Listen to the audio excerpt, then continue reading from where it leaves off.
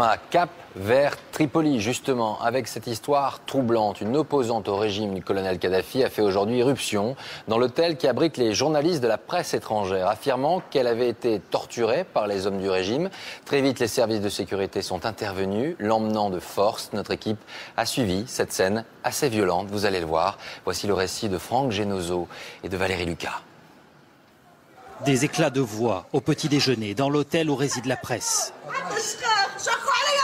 Une femme en pleurs vient de s'installer à la table des journalistes. J'ai subi des sévices.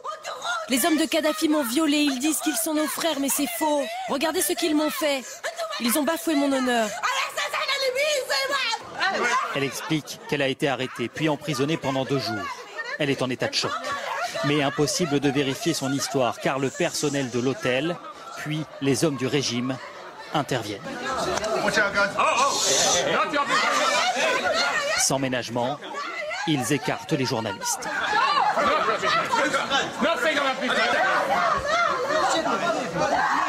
La jeune femme est conduite à l'extérieur, puis interrogée à l'abri des regards. Pendant ce temps-là, les autorités se lancent dans une chasse aux journalistes. Ils veulent récupérer les cassettes ou les cartes mémoire.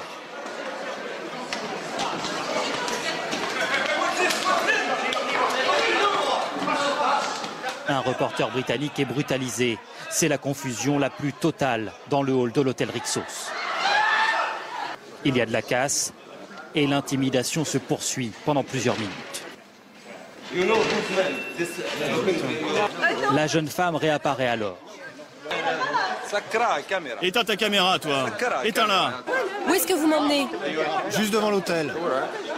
Une nouvelle fois, elle explique que les soldats du colonel Kadhafi multiplient, selon elle, les exactions. Les journalistes essaient de s'interposer. Où l'emmenez-vous? Dans un geste de désespoir, elle veut nous montrer ses blessures. Regardez ce qu'ils m'ont fait.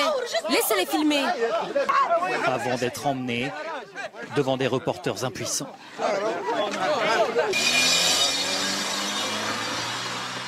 Ils l'ont mise dans une voiture et on ne sait pas où ils sont partis.